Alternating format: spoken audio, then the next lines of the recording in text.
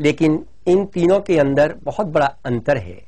पहले ने ये हत्या जानबूझकर नहीं करी, बेचारा मजदूर था, ऊपर मकान बना रहा था, चलते हुए राही के ऊपर उसके हाथ से ईंट छूटकर गिर गई, उसके सर पर गिरी, उसकी मृत्यु हो गई। उसने जानकर ईंट नहीं गिराई। दूसरा व्यक्ति वो था जो खेत में चोरी कर रहा था, लेकिन वहीं पर किसान के अचानक आ जाने से किसान को क्रोध आया और क्रोध आने के बाद किसान ने लाठी चलाई और लाठी चलाने से उस व्यक्ति को चोट लगी, जिससे उसकी मृत्यु हो गई। और तीसरा केस था एक डाकू का, जिसने जानबूझकर हत्या करके धन को लूटा, चोरी करी और वहां से भागा। ये तीन प्रकार की क्रियाएं हैं तो एक ही तरह की, मृत्यु तो तीनों की हुई है, लेकिन दंड का विधान अलग अलग है। इसी प्रकार से भगवान के यहाँ भी है, दंड का विधान अलग अलग है।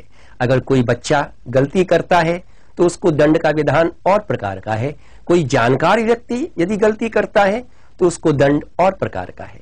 एक कसाई अगर ईमानदारी से पूरी तन्मयता के साथ पूरे कर्तव्य का पालन करते हुए अगर वध करता है और वध करने के बाद वो उस मांस को बेचता है तो उसको शायद उतना पाप न लगे जितना कि एक जानकार ब्राह्मण को, जो जानता है कि मांस खाना उचित नहीं है और दूसरों को वो शिक्षा देता है कि मांस नहीं खाना चाहिए, हत्या नहीं करनी चाहिए, और वो लुके छिपे जाकर कसाई की दुकान से मांस खरीदता है और खरीदने के बाद खाता है। भले ही उसने हत्या नहीं करी हो, उसका पाप लाए और उसको इस पाप को भोगना पड़ता है।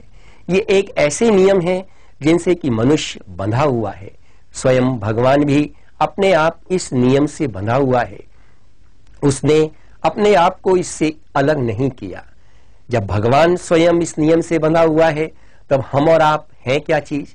साथियों, ये चीज देखने में आती है जब कोई एक बीज डालते हैं तो उसकी फसल बहुत वर्षों में तैयार होती है, और कोई एक बीज डालते हैं तो उसकी फसल हमारी तुरंत तैयार हो जाती है। बहुत से सब्जियों के, फलों के बीज ऐसे होते हैं जो कि समय के अनुसार डाले जाते हैं और 1-2 महीने में ही तैयार होकर निकल आते हैं। लेकिन बहुत से बीज ऐसे होते हैं जिनमें कि अगर पिता बोता है तो कहीं पोते को खाना पड़ता है, अर्थात 2-2 पीढ़ियां निकल जाती हैं, 3-3 पीढ़ियां निकल जाती हैं। इसी प्रकार से कुछ कर्म ऐसे होते हैं जिनका फल पाने के लिए मनुष्य को जन्म जन्मांतरों का इंतजार करना पड़ता है, और कुछ कर्म ऐसे होते हैं जिसमें कि मनुष्य को उसका फल तुरंत ही भोगना पड़ता है। ये कर्मों की हम 3 भाग कर देते हैं। एक कहा जाता है संचित कर्म। संचित कर्म क्या होता है? मान लीजिए हमने कोई भी पुण्य कर्म किया, हमने थोड़ी देर की उपासना करी, हमने थोड़ी देर की पूजा पाठ करी, हम मंदिर में गए और हमने ये सोच लिया कि हम बहुत बड़े धर्मात्मा बन गए, लेकिन थोड़ी ही देर में हमने कोई भ्रष्टाचार का काम कर लिया, हमने कोई मानसिक रूप से दुर्व्यवहार का कार्य कर लिया, या हमने किसी को शब्दों के माध्यम से चोट पहुंचा दी, तो जो हमारे संचित कर्म थे वो सारे संचित कर्म उन धर्म कर्मों के खत्म होते चले गए। इसी प्रकार से दूसरे कर्म होते हैं जिनको कि हम प्रारब्ध कहते हैं। प्रारब्ध कर्म वो होते हैं जिसमें कि मनुष्य को पिछले कर्मों का, पिछले जन्मों का कुछ ना कुछ भोगना पड़ता है। जैसे आपको एक उदाहरण देता हूं महाभारत का। भगवान श्री कृष्ण ने इस कर्म को भोगा था जब वो पिछले जन्म में राम के रूप में इस धरती पर आए थे और उन्होंने बाली को मारा था, और जब वो एक पेड़ के नीचे बैठकर बांसुरी बजा रहे थे, एक तीर आकर उनके पैर में लगा, जिससे कि उन्होंने स्पष्ट रूप से कहा कि देखो ये वही तीर है जिससे कि मैंने बाली को मारा था।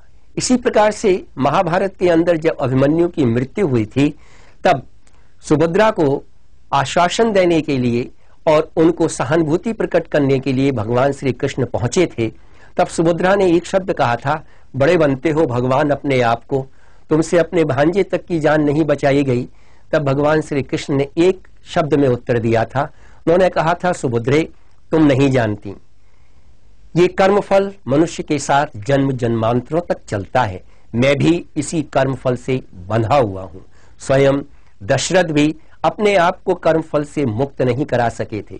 भगवान राम अपने पिता को भगवान होने के बाद भी इस कर्मफल से मुक्त नहीं करा सके थे। तीसरी प्रकार के कर्म होते हैं जिनको कि हम कर्म मान्य कहते हैं। ये कर्म मान्य क्या होते हैं? ये कर्म मान्य ऐसे होते हैं जिसका कि हमको तुरंत फल मिलता है। जैसे किसी ने शराब पी तो उसके फेफड़े का खराब होना शुरू हो जाता है, उसके अंदर लिवर का खराब होना प्रारंभ हो जाता है।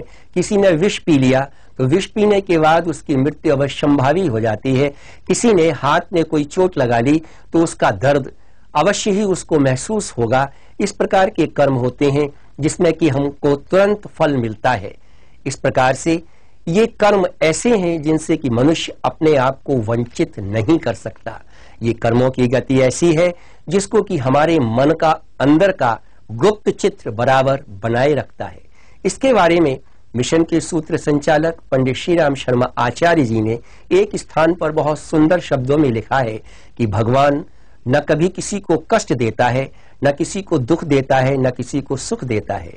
मनुष्य के किए गए कर्म उस अंतःकरण के अंदर विराजमान रहते हैं जिनको कि वो किसी से कह नहीं पाता, और यही कर्म उसको दुख देते हैं, उसको प्रताड़ना देते हैं और उसको सुख देते हैं। और इसी के कारण मनुष्य अपने दुखों को भोगता हुआ चला जाता है। ये एक ऐसी गति है जिस पर मनुष्य को विश्वास करना पड़ेगा, और उसी विश्वास के आधार पर ये सारा संसार और हमारी भारतीय संस्कृति